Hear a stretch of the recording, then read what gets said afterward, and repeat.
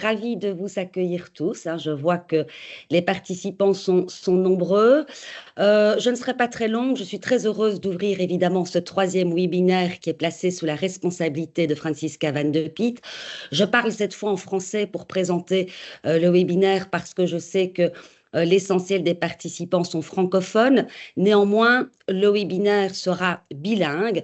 Francisca Vandepitte va nous présenter la problématique au cœur de son webinaire en français. Nos intervenants, nos invités, que je remercie, que vous voyez à l'écran, parleront quant à eux en anglais, mais peuvent tout à fait répondre à des questions en français. Ils comprennent bien le français, mais c'est plus confortable pour eux de parler anglais. Voilà, je pense que nous pouvons démarrer ce webinaire. Je vous remercie encore toutes et tous. Francisca, c'est à toi. Merci beaucoup.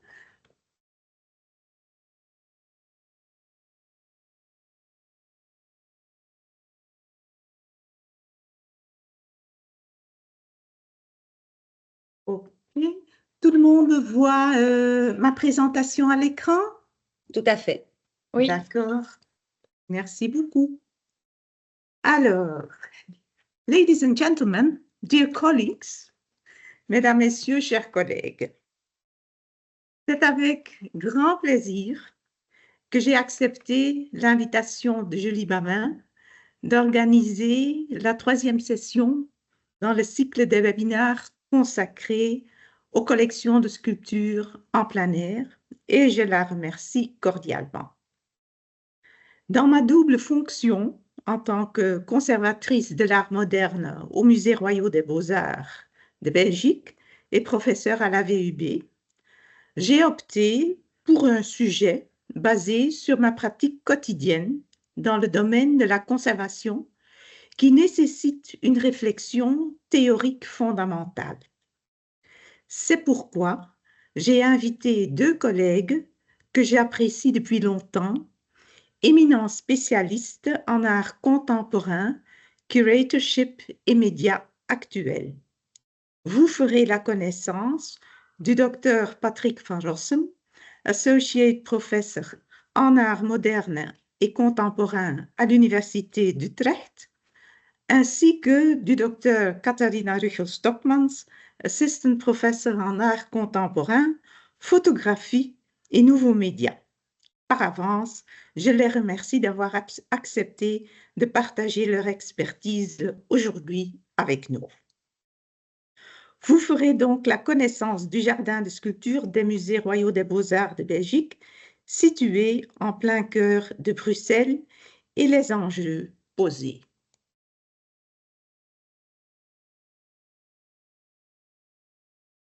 L'objectif de mon propos est double. D'abord, à formuler une piste de recherche qui concilie à la fois la conservation d'un jardin de sculpture dans un contexte métropolitain et les phénomènes sociétaux et artistiques contemporains.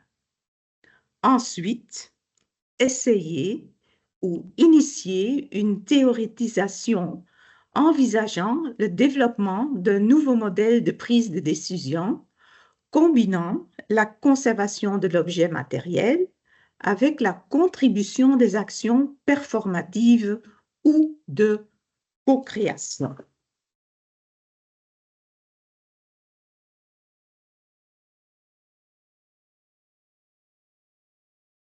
Voici une photo prise en billet montrant le jardin de sculpture dans le fond, un espace vert intégré dans l'ambiance générale de cette rue construite pour la capitale du XIXe siècle. Localisée au cœur de la ville, la surface est limitée et consiste en un passage dans la verdure côtoyant le bâtiment du musée. Une zone de transition anonyme où on rencontre tous les défis posés par la vie urbaine.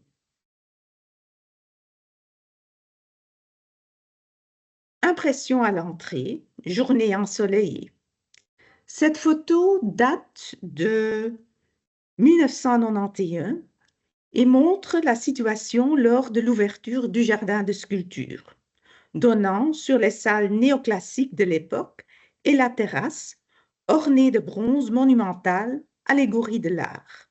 Le rapport entre le dedans et dehors est manifeste.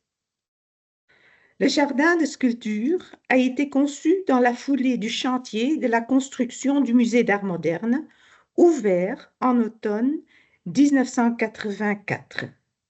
Déjà, avant son ouverture, l'idée était lancée de développer un jardin de sculpture destiné à la présentation de la sculpture moderne, donnant sur la galerie de sculpture ancienne à l'intérieur.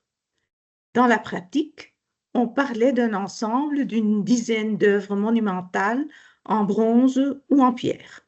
On parle maintenant de 1982. Mais comme souvent, il faut un peu de patience. Et ce n'est qu'en 1991 que les architectes réalisent le concept tel que nous le connaissons aujourd'hui.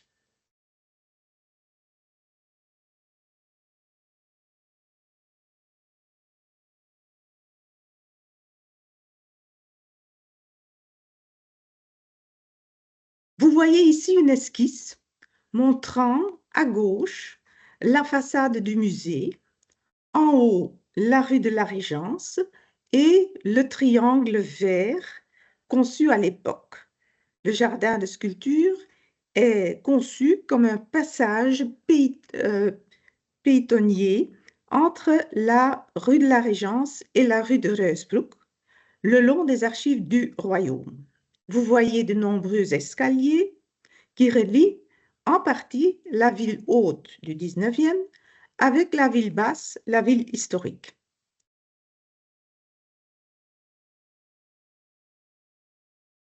La maquette donne une vision plus actualisée. Vous comprenez que l'idée du passage piétonnier est équivalente, sinon prioritaire, à l'idée de la présentation ou l'installation de la sculpture. Et ceci n'est pas sans conséquence.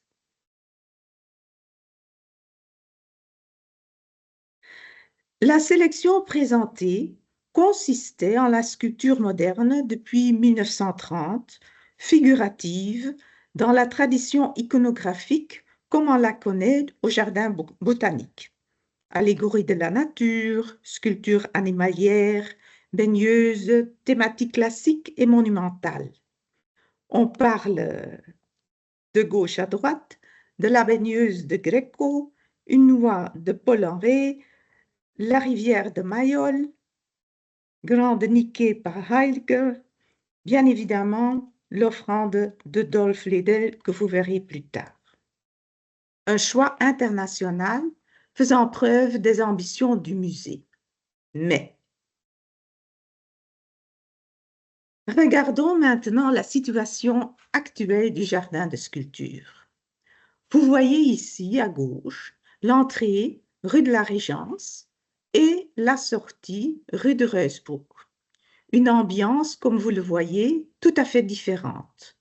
Un contexte urbain tout à fait différent. Du lieu de prestige au lieu anonyme d'isolement. Les mesures de sécurité sont suivies avec attention. Même pour le passage piétonnier, on a déterminé des heures de fermeture. Le dispatching central du musée veille jour et nuit, 7 jours sur 7, et récemment, l'éclairage a été adapté. Mais ce passage reste un défi. Les problématiques de la conservation sont bien connues. La sculpture en plein air nécessite un suivi de conservation méticuleux et régulier. Les dangers sont multiples. Avant tout, elle souffre des conditions climatiques, la pluie, neige, vent, le soleil. Installé dans un environnement de verdure, il souffre de dépôts et des excréments des oiseaux. La pollution de l'air est néfaste. et vient l'homme sur la scène. Le vandalisme est continu. Endommagement des cartels, graffitis et autocollants sont à l'ordre du jour. On gère, on supervise et on recommence. La conservation suit son cours. Elle suit son cours jusqu'en été 2020. Il y a un incident bizarre a eu lieu. Je me suis permise de l'appeler gentiment celui des colonies des vacances. Fin d'une après-midi ensoleillée, j'étais au bureau. Je suis appelée par le gardiennage. Sur plusieurs œuvres étaient constatés des graffitis ancrés. La baigneuse était particulièrement atteinte. Quelqu'un lui avait dessiné une culotte. À part de cela, sur le bassin de la fontaine de Mayol était posée une pierre. Un texte était doucement griffé, invitant le passant à continuer cette intervention. J'avoue que j'étais tellement perturbée que je n'ai pas pris de photos. Il s'est avéré plus tard que les œuvres n'étaient pas trop impactées. Ce qui est d'autant plus choquant, c'était le contexte de ces actes. On a pu constater que cette intervention était l'initiative d'un adulte avec un groupe d'enfants, raison pour laquelle je le nomme depuis lors l'incident des colonies de vacances. Incompréhensible, dommage, inouï, il y a un éventail d'adjectifs dont on peut se servir. Mais en tout cas, je n'ai jamais oublié cet incident à cause de son caractère particulier, c'est-à-dire l'appel à la participation. Et frappée par cet appel de participation, je me suis plongée dans la littérature, dans le domaine de la sociologie, l'art performatif et de nouvelles formes de création. D'où ma constatation et mes questions. A. Il y a un besoin de communication. B. Est-ce une nouvelle attitude inspirée par celle de la co-création, par l'art performatif? Et on se sert d'un outil classique de la pédagogie muséale, c'est-à-dire la craie.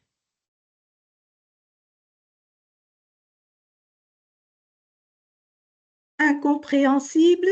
Oui et non. Je me suis posé la question et je me demandais si ces actes n'étaient pas liés aux caractéristiques du passage.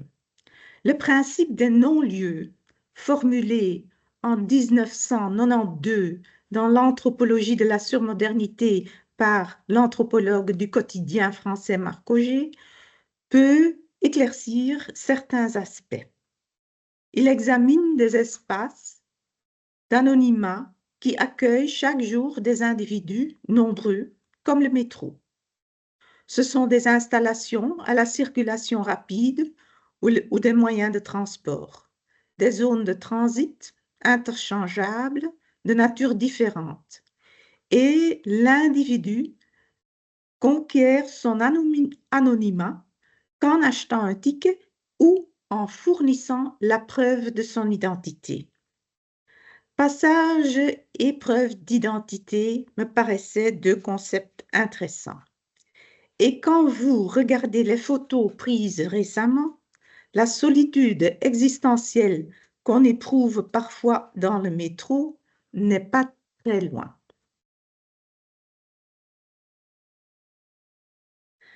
L'attention portée à la baigneuse de Gréco, très élégante, indique une autre piste à étudier, celle d'une nouvelle conscience morale qui vient de se manifester depuis quelques années. Inspirée d'un féminisme combattant peut-être, ou le résultat d'expériences négatives vécues au quotidien, on peut parler d'une nouvelle lecture de cette sculpture.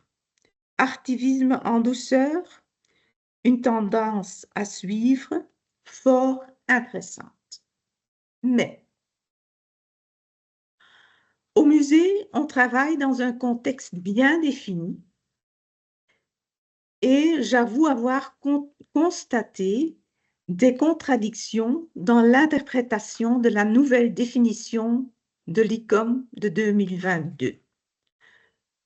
Donc, un musée est une institution permanente à but non lucratif et au service de la société qui se consacre à la recherche, la collecte, j'insiste sur la conservation, j'insiste sur l'interprétation et l'exposition du patrimoine matériel et immatériel, ouvert au public, accessible et inclusif, j'insiste.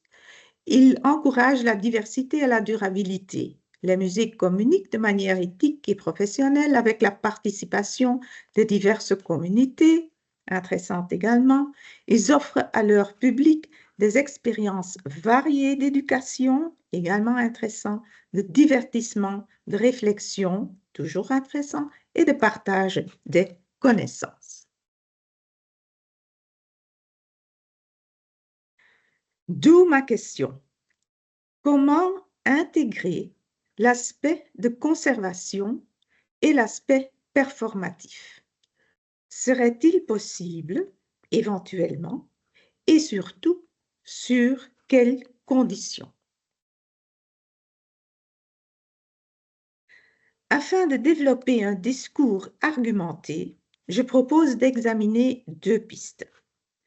Commençons par un modèle existant, le modèle de prise de décision élaboré par le Stichting Behoud Moderne Kunst à Maastricht et reconnu depuis presque 30 ans par les experts en restauration d'art moderne et contemporain. En 8 étapes, le modèle de prise de décision permet d'élaborer une proposition de traitement bien étudiée répondant aux exigences éthiques de la restauration en général. Les étapes sont d'abord l'enregistrement des données, deuxièmement un constat d'état et l'étude de la condition, constat de la divergence, et le point 4 devient intéressant, c'est l'étude de la signification et surtout la perte de la signification. Étape 5, c'est envisager les options de conservation. Il y en a plusieurs, donc il nous faut une pondération. On décide et on propose un traitement qui sera évalué. Donc, les deux concepts spécifiques pour la restauration et la conservation de l'art contemporain sont la perte de la signification, l'étude de la signification et sa perte, et ensuite cet exercice de pondération. Quant à la deuxième piste à développer, un autre incident récent au mois d'avril, ou plutôt une autre intervention m'a inspirée. Cette fois-ci, aux façades rue Place Royale, mais signée cette fois-ci par l'artiste du street art Pixie Pravda. Ces petits panneaux en miroir mentionnant le texte déjà vu étaient collés aux façades. Un langage visuel très proche de celui de l'art conceptuel et des objets exécutés en matière industrielle. Discrètement, l'artiste s'exprime sur le domaine de la culture et il nous interroge sur notre mission. Après 2 semaines, on a enlevé l'intervention.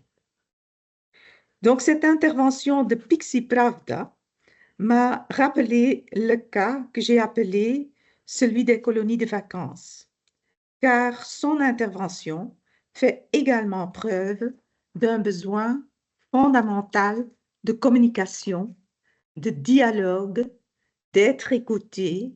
Il demande un forum mais bien évidemment sous un autre angle artistique, bien entendu.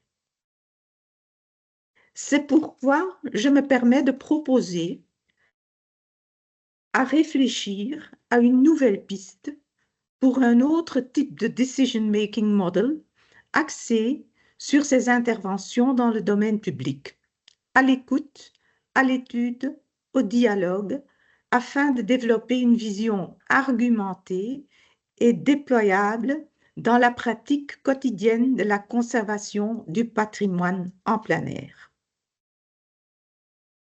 Pour cela, il nous faut un solide cadre conceptuel. Et c'est pourquoi j'ai invité deux éminents spécialistes, le professeur Patrick van Rossem et le professeur Katarzyna Ruchel-Stockmans. Patrick van Rossem mettra l'accent sur l'interaction avec l'individu et Katarzyna Ruchel-Stockmans traitera le sujet par le prisme sociétal de l'idéologie. Je cède volontiers la parole à Patrick.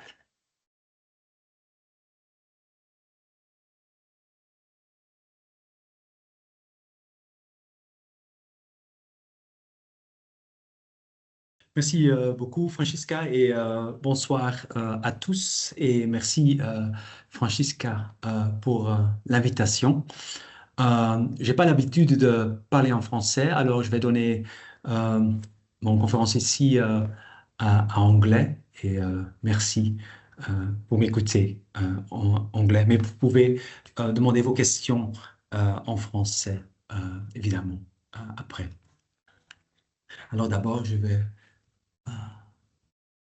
share mon PowerPoint.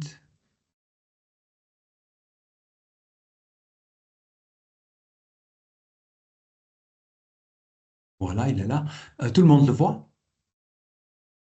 Oui, ok, Oui, merci. Oui, ok, merci. Et tout le monde m'entend aussi? oui. Oui, ok, merci. Alors, Patrick, oui, je ne le vois pas.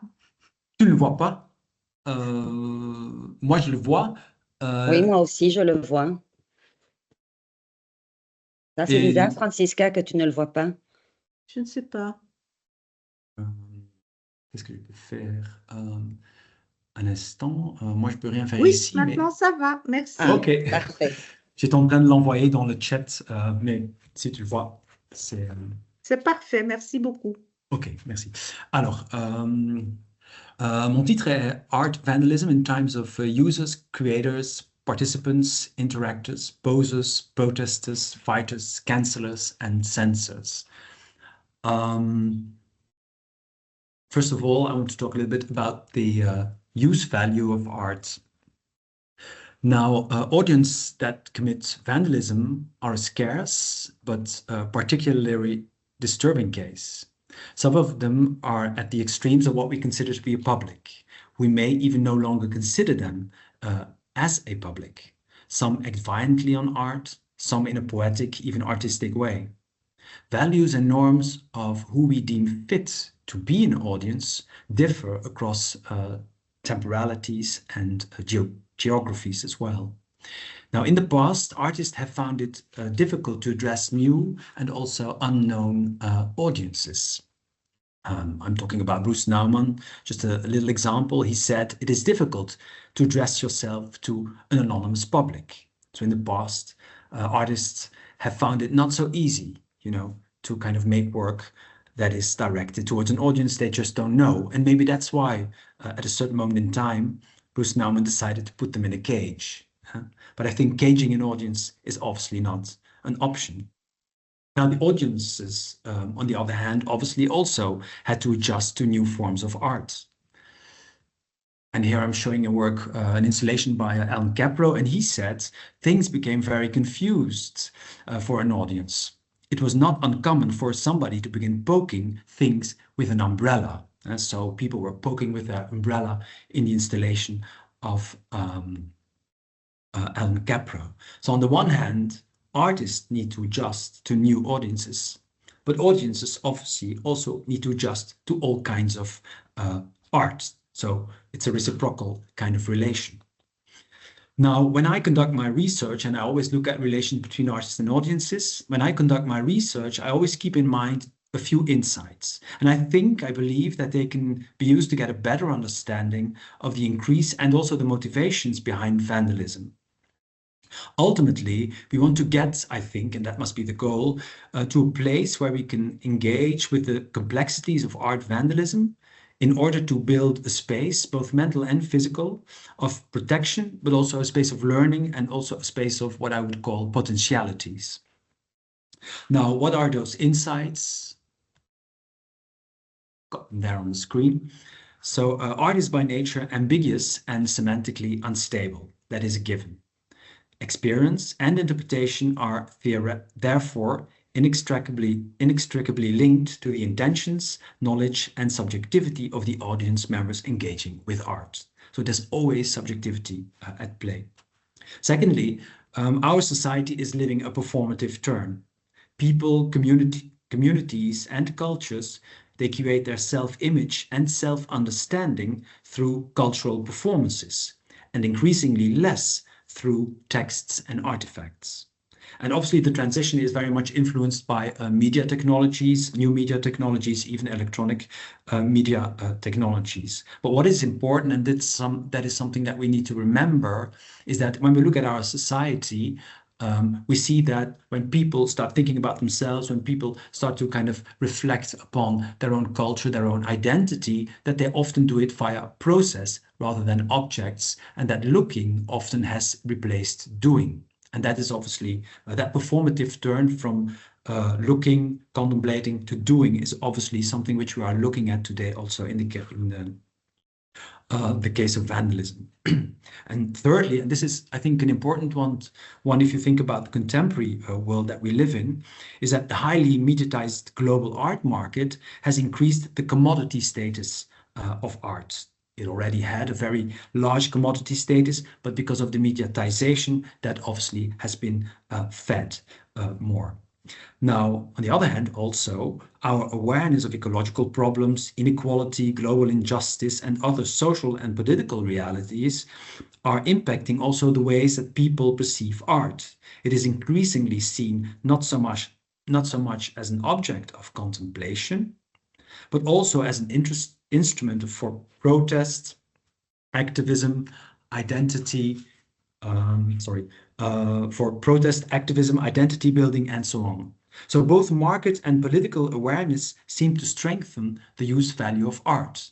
And this is obviously important because increasingly the question is not what art presents or represents, but the question is what can we do with art? And obviously that is a fundamental change in the way that we think about art and the way that we deal with it.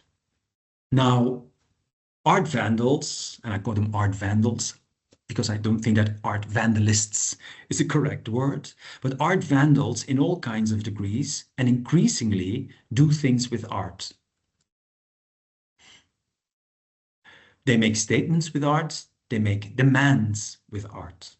Now, some art vandals, I think, do not consider themselves, obviously, to be an art vandal. One could call them, I think, parasitic statement makers. So parasitic statement makers because they act like parasites on works of art, but they are of an artistic, polemic, political, ecological nature. Now, what is behind all this? First, I want to look at two case studies entitled Currents and Countercurrents, Fascists and Anti-Fascists, Vandalism from All Sides. Now, the first observation. When I was visiting Sculptuurproject Münster in 2017, I was immediately drawn to a site-specific work which was entitled Sketch for a Fountain by French-American artist Nicole Eisenman. Now, it's a very idyllic situation, as you can see. So there are a few works in plaster there, and there are a few works in bronze. And all the figures are representing people with a very gender fluid kind of nature, so very asexual and very gender fluid. Now, during the exhibition, the work was severely vandalized. One of the heads was chopped off, as you can see there in the left corner. And so one of the heads was chopped off, and on the other one, on the bronze figure, on the back, other figures as well were kind of spray painted with blue paint, and on the back of the bronze figure there was a swastika referring to fascism, and there was a penis also on the behind of the bronze sculpture. So obviously, you know, these kinds of acts of vandalism are very aggressive, and at the same time also they speak a lot of intolerance. Now these markings, or they even shout intolerance, I would say. Now the markings themselves were made the day before, so it was election time, and they were made the day before the far-right populist political party, AfD, Alternative für Deutschland, was elected to become the third largest party in the German parliament. So obviously, you know, that whole political climate probably kind of empowered people, and obviously they acted very violently towards these towards the aesthetic and the content of this particular sculpture. What was very interesting is that it was, even before the vandalism was performed, I would say, or acted out, this sculpture was chosen to be the most popular and work of art within the Sculptuurproject Münster exhibition in Germany at that specific moment. So a lot of people loved it, and there was always a lot of people around this fountain, like playing music and dancing and sleeping and talking and eating and so on and so on. So it really became this kind of communal place until obviously that ferocious attack, which created a lot of outrage and shock in the city of Münster. Now, second observation, so these were obviously vandalized works vandalized by intolerant people, I would say, with a fascist kind of background. Now, the second observation is a work by Belgian artist Tom Herk in Sint-Truiden. In 2024, so in this year, the artwork The Decline was vandalized. And you can see it here in the slide when it's not vandalized. And here you can see that people have painted with white paint on the work of art. Now, the artwork is a public artwork in the city of Sint-Truiden in Belgium, and it is a monumental sculpture representing a house of cards containing the portraits of Hitler and Stalin. And obviously they remind us that the power, the sculpture I would mean, reminds us that the power of dictators is fleeting and transitory. It's House of Cards, and House of Cards obviously can crumble quite fast. Now in 2024, the faces of both Hitler and Stalin were daubed with white paint to make them invisible. Now here, the vandalizing act is also an act of censoring. It's an act born out of offense, one could argue, an act that cancels because it cannot see or bear the image of Hitler and Stalin. And we can also kind of think of things which happened in the Documenta, but then obviously in the opposite direction. Now, are we looking at an act of vandalism as a form of intolerant wokeism, like an extreme form of wokeism, or vandalism born out of ignorance?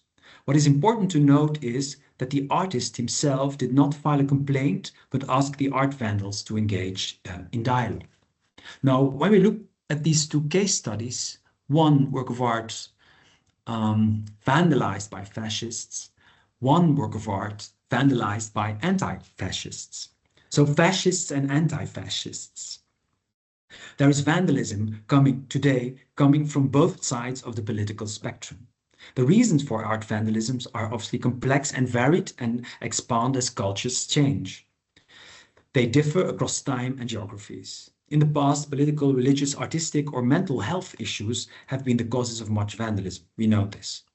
Societies under pressure, and ours is obviously one, due to conflicts, inequalities, but also rapid migration, fast-changing values, identity conflicts, global unrest, economic tensions, and so on, have become much more polemical. We really live in a very polemical kind of society today.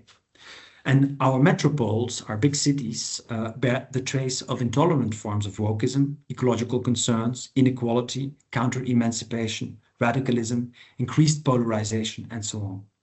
So all sides of the spectrum seem to feel, and this is an important word, I think, entitled to act, and sometimes also to vandalize. But what causes this sense of entitlement? Because I think there is where the problem really lies. People today feel entitled to do so. So entitlement and cultures of negotiation. Entitlement, just to give some explanation on the term, is often theorized as an aspect of narcissism. It's the idea that one deserves special privileges or special treatment. It is a conviction that one has a right to do something, that one has a right to something or a right to do something. Recent research shows a clear connection between the increased use of social media and the sense of entitlement among people. The higher the level of posting, commenting, tagging, reposting, tweeting, retweeting, sharing, and other ways of social media interacting, the higher the level of entitlement is. So the more people kind of act on social media, the larger their sense of entitlement is. I am allowed to act, to respond, to share. And this is obviously a very important evolution in our society. Now, with almost 5 billion people worldwide on social media and increased amounts of time spent on social media, the sense of entitlement is likely to touch personality structures and behavior in real life. Reality has become, figuratively speaking, a kind of MySpace.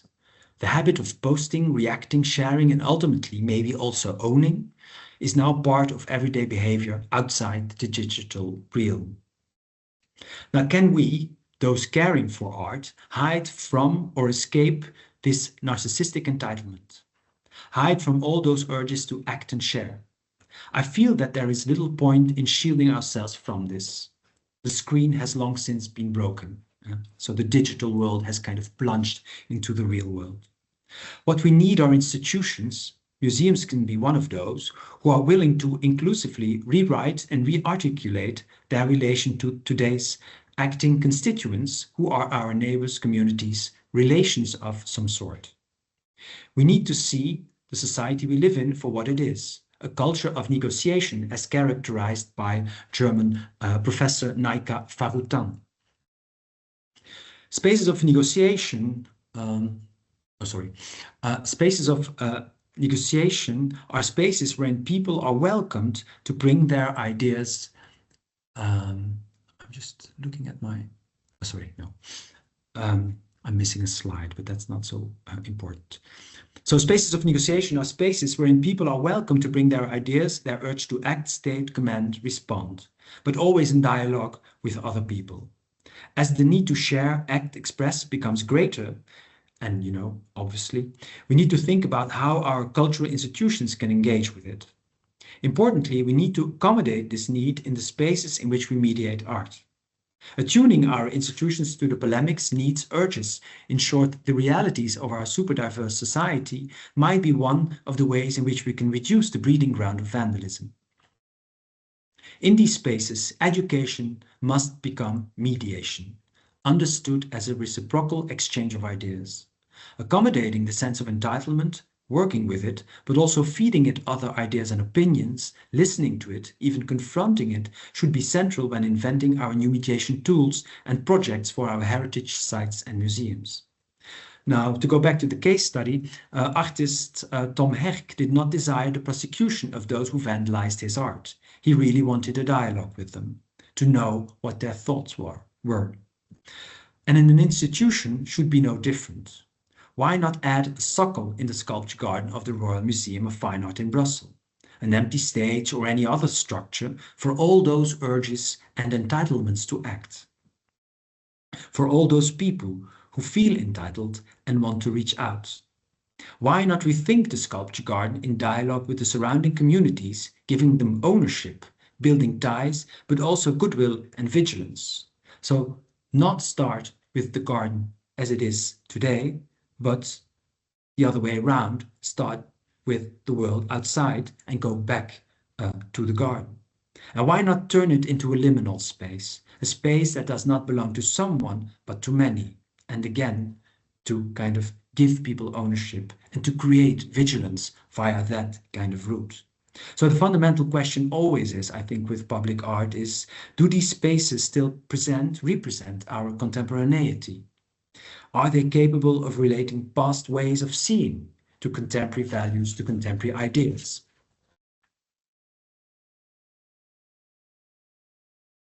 Or ruins and future landmarks of intolerance and spaces of negotiation. For the duration of the exhibition, Nicole Eisenman decided not to repair the plaster figure in her fountain. Because the work was so loved by the audience, it was decided that it would be installed permanently. Today, the work is back, again being vandalized, but still in bronze and white patinated aluminium, and it is cleaned every time that it is vandalized. The space of conflict it was, is always erased and always again gone. For the better, obviously. Destruction does not suit the ideal. And yet, our urge to sanitize, clean and hide holds hands with the idea of the aesthetic museum or with the impeccable sculpture garden. They are, purged of dust or weeds, spaces for aesthetic contemplation of restored impeccable works. But is this also not a space of deceit? Are we not, by restoring and hiding these vandalized works that are also landmarks and expressions of intolerance, anger, ignorance, offense, delusion, added creativity, also taking away opportunities? Outside the Cleveland Museum of Art, and it's a very well-known case, stands a large version of Rodin's Thinker. In 1970, the work was blown up in the context of anti-Vietnam War protests. It was decided that it should not be repaired in order to become a lasting reminder of cultural conflict. Now, our societies, with their intensifying currents and countercurrents of opinions and urges to act, need, I fear, these kinds of reminders. Wounded artworks, testimonies, or even palimpsests of added creation, disagreement, ignorance. They should coexist with the aforementioned spaces and practices in museum sculpture parks, heritage sites, when we acknowledge the increased use value of arts and work with the sense of entitlement that permeates our society today. If not, we are looking at a growing number of people not being heard, not being represented by the culture that they are part of. The opposition will grow, and public art will continue to bleed. We need to start listening, negotiating, cooperating, changing, and mediating. Thank you very much. Merci. Merci beaucoup. Merci beaucoup, Patrick, pour partager tes idées et lancer ton appel. Et je tiens maintenant à donner la parole à Katarzyna Ruchel-Stockmans.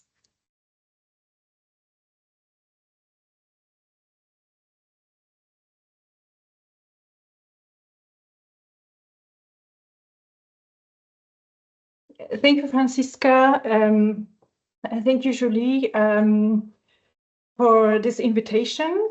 I'm really happy to be part of this discussion. I congratulate you, Julie, for this whole series of webinars on issues of art in the public space. I really think it's about the relevance of art to society at large. And over the past few years, I've been co-teaching a graduate course on art and participation, together with Professor Francisca Vandepitte. My approach in this class was on art practices that consciously engage with their audiences, envisioning a certain degree of involvement from the viewers, the participants. So this is the most obvious understanding of participative art, but also and importantly addressing issues that are important, that are relevant to specific societal groups. And Professor Vandepitte tackled these topics from the curatorial perspective, considering the questions of preservation and conservation of these kinds of art practices within a museum context. So I was really delighted to discover Professor Julie Bawin's book on public art, which so eloquently addresses many of the related issues. And what I wanted to propose today is a theoretical reflection on which will be guided by a couple of specific cases from geographically diverse contexts. And probably this will shift the discussion a little bit more into a political debate. So before I start, this is a small warning that my presentation will contain some sensitive content. So mainly towards the end of my presentation, so this might be triggering to some of the viewers. And what I want to do is to shift the focus from the artist to the public, from the artistic intention to the response of the viewers, in a sense that it is formative to the art's meaning. So the question I want to pose is, what do the public's responses tell us about the visibility and, by extension, the agency of art in public spaces? And as I'm dealing with this question, I would want to, or I will attempt to do two things. First, I would like to align two debates that are usually actually separated in the current discourse, and one is the debate on monuments in the public space, which is quite extensive by now, and the other is the discussion about ethnographic artifacts and the restitution of art objects from the colonial era. And the second thing that I'm trying to do is to bring into the debate examples from the eastern peripheries of Europe and from the global south, in a sense aligning the post-colonial and post-socialist discourse. And in that process, I hope to uncover some questions, maybe not yet answers, that might help us better understand the so-called acts of vandalism in the public sculpture gardens, or at least give some context to that. And let me begin this presentation with a personal anecdote. As a teenager in Krakow, in the city where I grew up, my friends and I often would meet at a statue of Adam Mickiewicz, in the middle of the main market square. So you see this statue here in the photograph on your right, the foot of that monument. And we used to call this place by the first name of the poet in diminutive, as if it was somebody very familiar to us, a member of a family or friend. And I'm quite sure when using that place, using it very often as a kind of meeting spot, we didn't think about who is represented in that statue. It didn't really matter who this person was. We knew who he was, obviously, because this is one of the authors that features very prominently in the school curriculum, being one of the greatest romantic poets and playwrights. But it really didn't matter at that point. And so this is the full monument here that you see, but actually what we saw was just this spot that is easy to find. And that's actually very common for the people from the city. And a few years later, during my PhD studies, I discovered a short essay by Robert Musil on monuments. So Robert Musil is mainly known from his book Man ohne Eigenschaften, so man without qualities. But he also wrote a series of essays, and this one is from 1927. And it highlights a certain paradox around monuments. Monuments intend to commemorate important events or people, but often become inconspicuous. So my title, the title of my presentation, Conspicuously Inconspicuous, is actually a quotation from Musées. And in that text, he states, there is nothing in this world as invisible as a monument. And then provocatively, he poses this question, why then, matters being the way they are monuments erected precisely for great men? And note that it's great men, not men and women. This seems to be a carefully calculated insult. Since we can do them no more harm in life, we thrust them with a memorial stone hang around their neck into the sea of oblivion.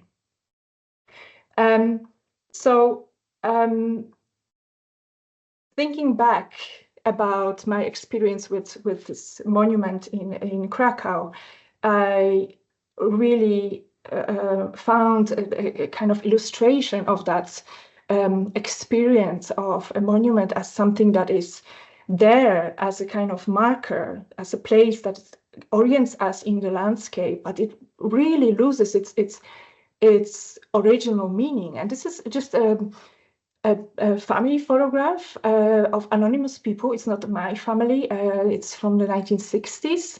You see people standing in front of that monument, but Mickiewicz, the poet, is here decapitated, probably accidentally. It's just, well, he's there, but he's not there. This is how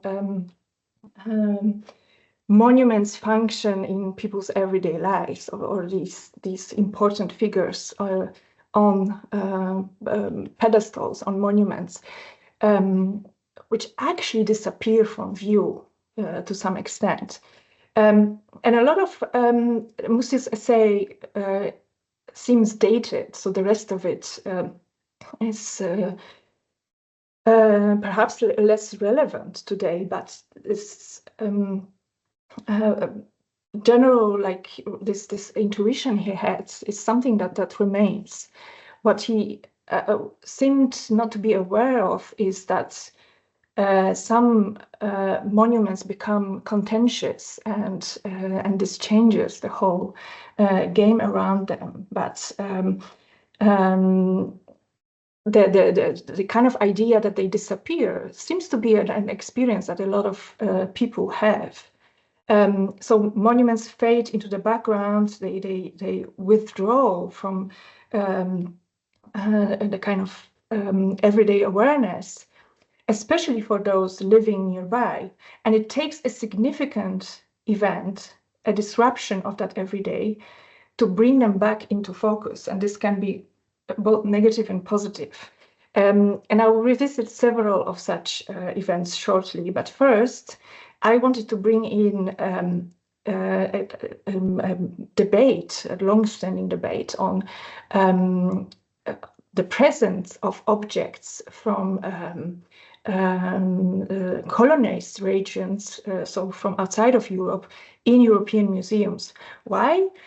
Because of that idea of the monument's presumed death. So what Musil was saying, it's like hanging a stone around this famous person's neck, sort of symbolical death. And this really made me think of a film made by Chris Marker and Alain René in 1953, Les statues meurent aussi, statues also die, which really is a critique of colonialism. And actually, this film was censored and was shown over 10 years later in France for the first time, because the kind of message it conveyed was really difficult to swallow for the government and for the public of that time, or for some large parts of that public. And what this film does is show objects from ethnographic museums in a very dramatic kind of way against the black background, accompanied by a very striking music soundtrack and with a very prominent voiceover. And at the very beginning of that film, the voiceover says, "When men die, they enter into history. When statues die, they enter into art. This botany of death is what we call culture. That's because the society of statues is mortal. An object dies when the living glance trained upon it disappears. And when we disappear, our objects will be confined to the place where we send black things, to the museum." So Marker and René equate placing a statue in a museum with putting it to death. And it sounds very general in that particular quote, but they actually think very concretely about colonial spoils, about these artifacts, artworks, however we call them, from non-European cultures, taken during colonization and confined to what they see as the cemeteries of museums. And this film also interestingly blurs the line between a monumental statue and smaller statuettes, movable objects. It shows predominantly smaller objects in museums, but at the beginning of the film, there are also some statues shown in its state of deterioration, where that equation actually takes place. And I would think that this actually gives us an interesting and valuable clue as to how reinterpret these statues and monuments in the public spaces. So what emerges from that equation is the central question: when is art truly alive? So for Marker and René, the African and other non-European objects are dead because they have been severed from the life worlds in which they were meaningful. So these objects once served people in navigating their everyday world, the world that is now destroyed. And let me draw this line of thinking a little bit further. That's sort of visual thinking that I'm reconstructing here. And I will refer to another film which was made in 2019 by Ariela Aisha Azoulay, Undocumented, Unlearning Imperial Plunder, in which she actually engages with the ideas of Marker and René and films again in several ethnographic museums. But slightly changes, or actually puts another bold claim: these objects are not dead. They might be disoriented, bored, enraged, and in pain, because they've been kept in these isolated spaces of the museums for so long, and they were disconnected from the people among whom they used to live. So, and in a sense, Azoulay follows Marker and René in exposing that colonial and imperial plunder of objects, but at the same time, she grants these objects more agency. So they might be disoriented and in a kind of slumber, but they still can stir into action.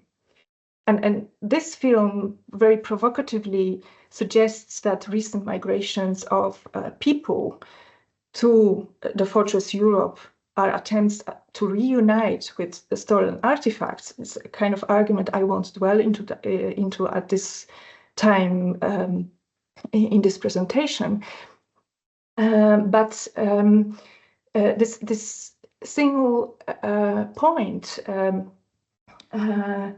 she makes about this kind of disconnect between the objects and the people is here quite valuable, I think.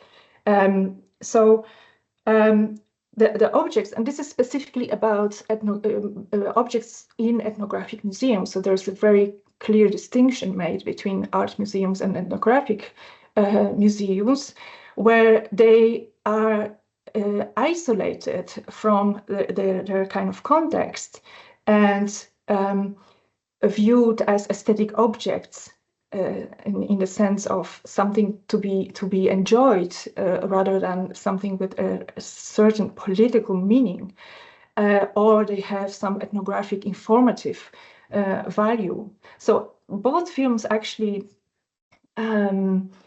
recognize that this forced severing of statues and other objects causes their malaise. There's a difference. Marquet and René says they die. Azoulay say they will fall into kind of slumber. Musil, the Austrian author, based himself on everyday sort of observations, and noted that erecting a public monument consigns the commemorated person to oblivion. And while they clearly speak of different things, the vicinity of terms they use, so this kind of reflection on dying or being invisible or inconspicuous, I would argue, invites us to think they are two sides of the same coin. What Marquet, René, and Azoulay call for are actually epistemic reparations, the term not used in these films specifically. It's a term coined by Jennifer Lackey, in which epistemic reparation refers to the process of addressing a denial, a distortion of knowledge, particularly in the context of human rights violations, where the concept emphasizes the right to be known, which includes a recognition and a validation of victims, of survivors' experiences and stories. And there is an area of epistemic violence that has to be addressed, and epistemic reparations do that beyond material compensation, and pointing that need of giving the opportunity to the victims to share the narratives and have their experiences acknowledged publicly. And this is a crucial part in the process of healing and of justice. So through this theoretical detour, I would like to turn towards a couple of monuments which to some extent or until some point remained perfectly merged into the background, just like my monuments from my youth. They were accepted as if they were part of a natural landscape, but at some point there came a moment when they became conspicuous again. And the first case is probably very well known to everybody. It's the Rose Must Fall movement, which started in March 2015. It was a student protest, student-led protest that spread beyond the campuses. It erupted at the University of Cape Town in South Africa, and it's received this name, Rhodes Must Fall, because the initial goal of this student movement was to remove the statue of Cecil John Rhodes. And this is the statue by Marion Walgate from 1934. it's had this central location on the university campus, and actually there were protests. Students attempted to have it removed for decades, but these protests in 2015 were massive and were very powerful and eventually successful. So a month later, the statue was removed, and this was not an act of vandalism. So this was a decision by the UCT council. So maybe just a few words about Cecil John Rhodes. He was an English magnate who made a fortune in diamond mining. He became a politician in South Africa. Rhodesia, this name comes from him. There are monuments of him all over South Africa, also of other colonials, but he has a really very specific place in that in that history. And obviously this monument became increasingly problematic as it represented that very somber past of colonialism, of imperialism, in that horrific and honorific and triumphant kind of manner. Importantly, the students were primarily opposing not so much or not only the memorization of the past, but they were addressing the present. So they were really raising demands about systemic racism and inequality at the university. It was the intolerable present that drove them to fight for a more accurate representation of the past. And yeah, the movement, this is something that we have seen on the media a lot, this spread around South Africa and beyond, calling for the colonization of universities globally. So this is really about the colonization of knowledge production. But this chapter is clearly not over. There's still a lot going on. That one statue was removed, but Rhodes is present in many other places. For example, a similar protest erupted at Oxford's Oriel College in Great Britain. It was also very strong, but it faced an equally strong opposition when the donors to the college threatened to withdraw financial support if the statue was removed. And this, of course, changed everything. Even near these very successful student protests at the University of Cape Town, Rhodes still stands. And this is something I discovered really just less than 2 weeks ago in a very central location in Cape Town, in Company's Gardens. There's another Cecil Rhodes standing, not even a trace of vandalism, of a graffiti on it. So this really shows how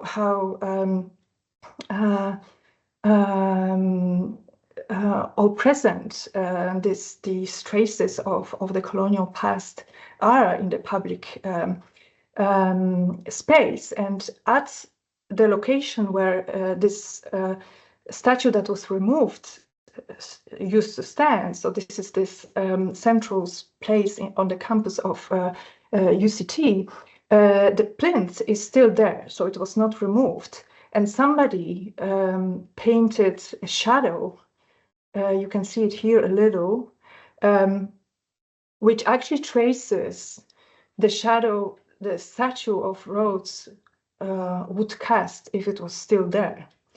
So it became this kind of manifestation of this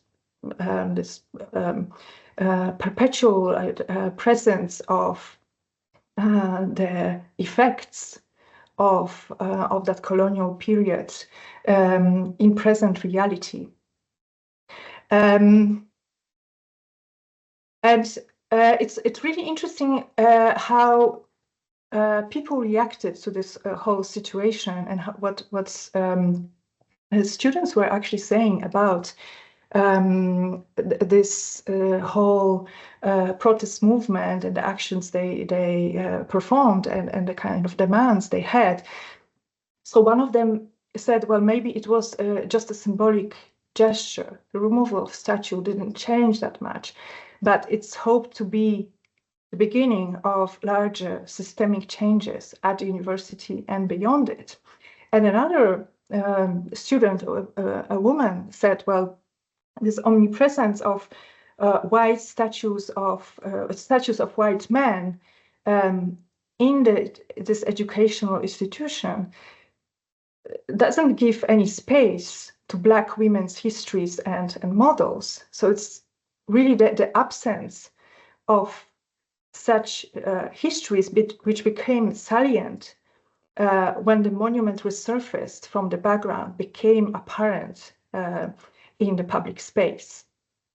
And with this in mind, I would like to jump to a very different context, but to show you a process that actually has a kind of comparable dynamic in the vicinity of a war monument in Gdańsk. This is in the north of Poland, at the sea. And this event took place on the night of October 12, 2013, when a counter monument appeared next to the Monument of Liberation on Victory Boulevard in that city. So it's quite central in the city of Gdańsk. The Monument of Liberation, so this is what you see in this photograph actually in the background, is a tank, a T-34. It's a Soviet-produced tank used by the Allied forces during the liberation of the city. So it's one of the the things that were left on the scene and were transformed later into a monument with a plaque, with some explanation written and so forth. And it was standing there and still there. This counter monument appeared in 2013, and it showed a life-sized sculpture of a Soviet soldier in the act of raping a heavily pregnant woman at a gunpoint. So this is a photograph of that intervention as it was here. It was created by Jerzy Bogdan Szumczyk, who was then a student at the Arts Academy in Gdańsk. And this statue was removed very quickly the same night when it appeared there. But its very brief existence it really initiated a whole debate, both locally and internationally. So it was quite visible in the media space.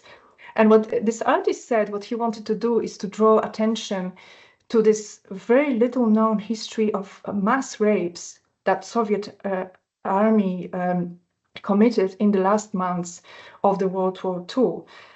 And until recently, this was a completely omitted topic in historical accounts, shrouded in shame, very, very difficult to talk about, obviously. And things started to change after the publication of this anonymous book, A Woman in Berlin, which was an account of a woman in Berlin from the months of liberation, her description of rapes that were committed there. There's also a film made based on this book, but similar stories of women victims of rapes are there all over the eastern part of Europe that was liberated by the Soviet army, and they remain largely unwritten. And this, in general, is a topic that is less covered than the victorious part of any war, probably because of this culture of shame surrounding sexual assault and this kind of male-centric perspective on history. But here specifically, it has also its own kind of political and cultural context. So what the artist Szumczyk argued is that he wanted people to actually notice the monuments that surround them and start to reflect on their meanings. And note, he didn't do anything with the original monument, so he just added something, and there was no vandalism of the existing monument. So in Robert Musil's terms, the artist wanted to really ring this kind of wake-up call to the public, pointing out something like an absence in this monuments landscape, the kind of landscape that surrounds people, where some victims are silenced. And he actually did that. He stirred public attention. There were a lot of very strong reactions, but the strongest reaction came from the Russian ambassador to Poland, Alexander Alexeyev, who condemned the statue as an act of hooliganism and stated, and I quote, "The vulgar statue on the city's main streets insults not only the feelings of Russians, but of all clear-headed people who remember to whom they owe their liberation from the Nazis."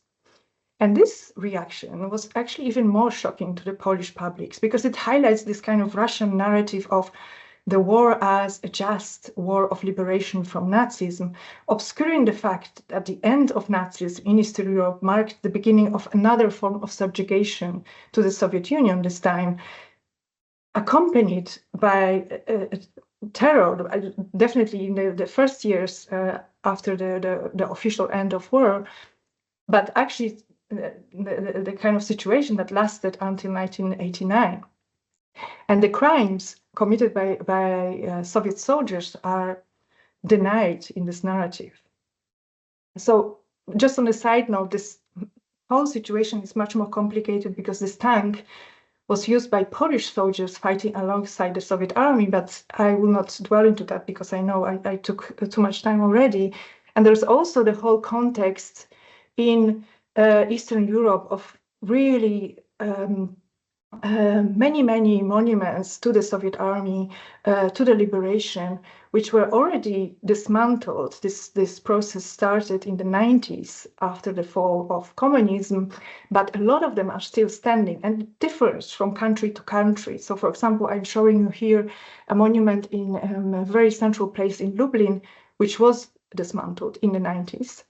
But for example, in Bulgaria, the situation is very different. This is second largest city in Bulgaria, Plovdiv, where it's a huge monument to a Soviet soldier called Alyosha is still standing, and it really gives this perspective on the whole town, and it has been contested many times, but it's still there. So this whole issue of the Soviet monuments actually comes quite close to this kind of contestation that takes place in the post-colonial countries. And just to give you an idea that how these monuments are reactivated at different moments. The same tank that I was showing you, that was the stage for this intervention by Szymczuk, was also used again as a place to manifest their opinion by other activists after the full-scale aggression of Russia against Ukraine, where Ukrainian flag was presented, was placed on it. And similarly, the monument with which I started, so to make the full circle, the monument that for me was really very inactive, invisible, inconspicuous in the public space, has been used in the last 2-3 years by Ukrainian activists who usually hold their performances in front of it.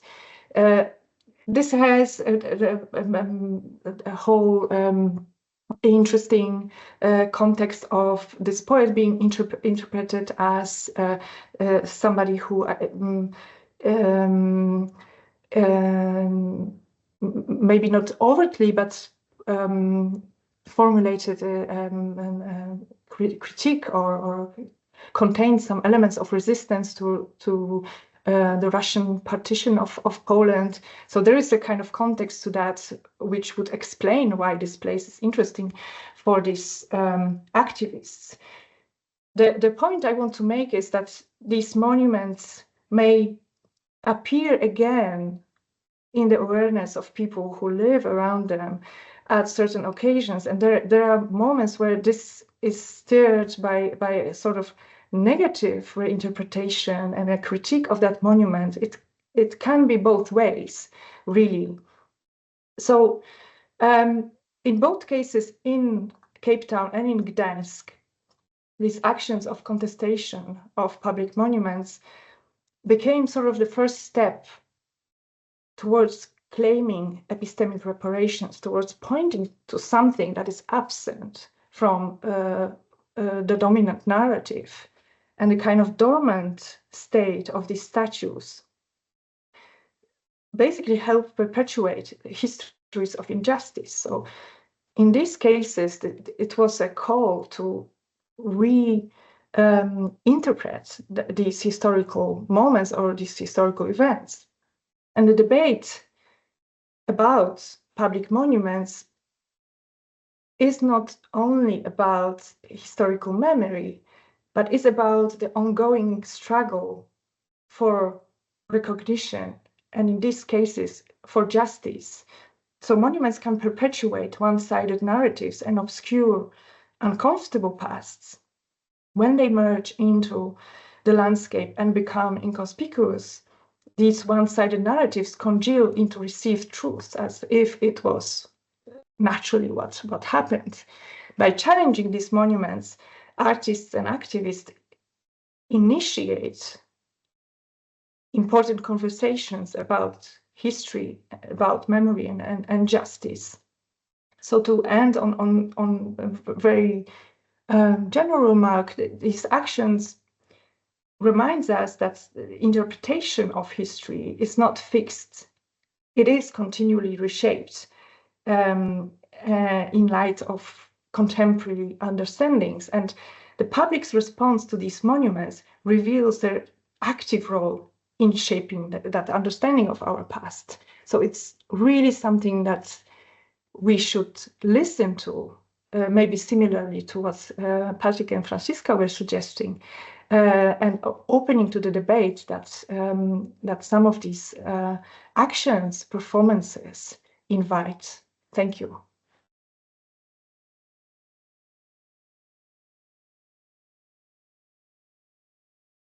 Un tout grand merci, chère Kasia, pour ta contribution et tes suggestions, tes idées.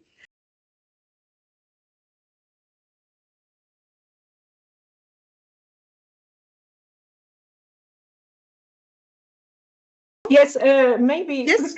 if you allow me in English. Sure, of course. I think it's very interesting that all of us spoke about, or in some sense touched upon that aspect of knowledge and knowledge production that takes place, in your case, Francisca, in the museums. The new definition of museums ends with knowledge. This really is one of these important elements of museum's mission. And the same was touched upon by you, Patrick, in your representation, where this is really this element that comes back when something happens with a public monument, with a sculpture, with something in the public space, and we actually need the contextualization. We need to understand what the intention was in order to even enter in a dialogue with it. I was wondering if you want to comment on that. To me or to Patrick? Well, you can start. I can start. So, en ce qui me concerne, c'est fondamental, non seulement quant à la compréhension de la sculpture, à la compréhension de l'œuvre d'art, mais évidemment, hein, on travaille dans un flux d'idées connu déjà par Paul Gauguin, d'où venons-nous, que sommes-nous, où allons-nous? Et à mon avis, c'est l'étude de l'œuvre sous divers angles pluridisciplinaires qui peut nous aider au maximum, quitte à développer des pistes d'approche, hein, pour la conservation, hein, parce qu'évidemment, moi, je reste ici dans ma position de conservatrice, de conservation matérielle. Ça, c'est un élément, mais ceci n'implique pas ou ne implique, si c'est une nouvelle lecture, un élargissement du débat. Donc, c'est pourquoi je suis vraiment ravie d'avoir pu constater qu'on a accordé les violons, même si on n'a pas le fait à l'avance, hein, mais donc que nous trois, nous sommes évidemment convaincus que c'est ce savoir qui est en fait le fondament, ou ce sera le fondament de cet appel à la rencontre, au dialogue, à la reconnaissance, à la justice, à la tolérance.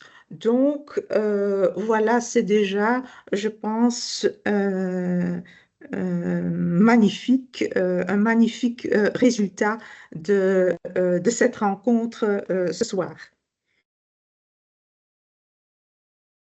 Yes, thank you for the question, Katarzyna. And I think the question of knowledge is a very difficult one in the context, and because we are looking obviously towards the monuments and artworks that have been vandalized. So the first thing we think about, was it born out of ignorance? Were the people who vandalized, like the work with the cards, het verval in Sint-Truiden, was it vandalized because of a lack of knowledge? That this is something which we kind of quickly conclude, I think. I think we have to be very careful with the idea of the lack of knowledge, because the lack of knowledge, can be also our lack of knowledge. And I think it's as important to take into the conversation. Do we have knowledge of the people who pass through the park?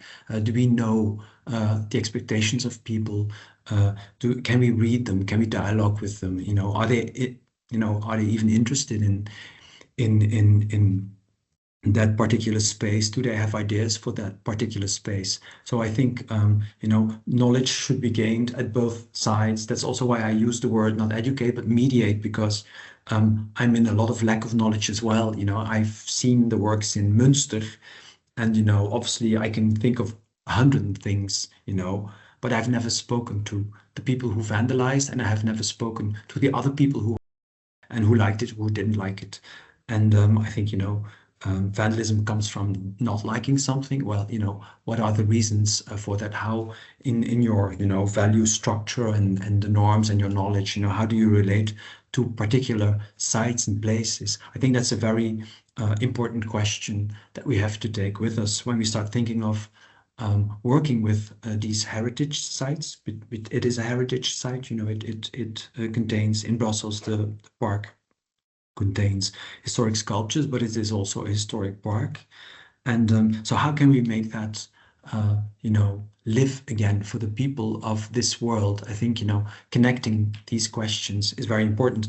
And it's not only their lack of knowledge, you know, if somebody vandalizes, you know, I think it's also our lack of knowledge of why it happens and who they are, basically, and what the expectations are. The good thing is, for instance, in the Münster case, that would be an interesting follow-up, is that people liked it so much in Münster that they've kind of put together a collect and kind of gained so much money that it was permanently installed. And what's happened now is that actually the people are taking care of the monument. And that's obviously, you know, the kind of vigilance that you want to create, and that people are there all the time, that they kind of organize themselves, because unfortunately the monument now, again with Gaza crisis, has been vandalized, it keeps being vandalized, and it's actually the people taking care of the site. And obviously that's the most beautiful thing that you can get, but that only happens when what is there to be seen actually has a relation with the world that we live in, and can find enough. So I think, you know, many of the sculptures there, I think that the hard question for the museum, for Francisca to ask is, you know, do all the sculptures that are in that garden, do they still have a relation to the world and to that specific, very complex city of Brussels? And, you know, the complex site where it is in, and do they all still bear a relation to the world? And how can we kind of rethink that relation with the world, maybe leaving them there, like you suggested, Katarzyna, inviting artists, you know, to work with the site, but also maybe just, you know, I don't know, taking one away and replacing it by something else, or working with local communities and building knowledge about the site, what it is, what it could be in the future. And it's a very difficult exercise, but you can feel that in today's world, there are, you know, it's changed, and it's come to a point where there's so much tension between what is there and what and how and who is there. I think that tension and that there is a lot of lack of knowledge in that space, and I think that we have to work on that one. I don't know if that is a good answer to your question. If I can continue, Francisca, I liked your that word disconnection, because I think also there's a lot of disconnection going on, not only disconnection of the sculptures in relation to the society, but also of the society to many of the sculptures. Obviously, it's a reciprocal relation, so it comes from both sides. And I think maybe that the increase in vandalism that we are looking at could have to do with two things. You know, the disconnection you talked about, but also this very strange sense of entitlement that we see. And if you bring those two together, you know, it's hugely explosive, because if things are disconnected, and on the other hand, you have people who feel entitled to do whatever, then obviously, you know, this kind of really brings the problem to a kind of almost explosive situation where you will have more and more vandalism, because people just think they can. I was in Den Haag last week talking to an artist who had a public work, like a temporary one with mirrors, and in Den Haag, and people were actually hanging. It was a kind of constellation with a lot of mirrors on it, and kind of reflecting the city, but also Den Haag is a very proud city, obviously, and so Den Haag was reflected in these mirrors, and people were actually, without, you know, her wanting it, bringing extra mirrors and hanging them on the sculpture. So that was a good, she didn't mind that. But what she did mind was people bringing paintings and hanging them, you know, within the frames and before the mirrors, because that obviously, you know, conflicted so much with what the work had to be doing, you know, what the work had to do, show the pride of Den Haag, basically, and with all those very beautiful, very large Dutch houses. And so I think these kinds of things are interesting to learn from, because artists are also quite sometimes, there's a window where things can happen. And obviously the sculptures that are in the garden of the museum in Brussels, they are belonging to artists who are no longer here. Obviously we have to do with the historical information that there is, but still, you know, I think kind of considering options where we can actually do something with those sculptures is not necessarily a bad route for the museum, Francisca. I don't know if you like it, but J'ai aucune objection. Ouais. J'entends un appel à l'action, ce qui est toujours bien, et j'entends grand optimisme et des nuances dans le propos. Donc, inutile de dire que je te remercie de tout cœur et je remercie Kasia également pour sa contribution fort passionnée et intéressante. Et s'il n'y a pas de questions encore, je ne vois pas de main levée. Je propose de clôturer cette session. Et bon, je vous souhaite une bonne soirée avec un moment de réflexion et j'espère à très bientôt. Au revoir. Ok, au revoir. Et merci. Au revoir. Au revoir, Katarzyna. Au revoir, Francisca. Bye bye.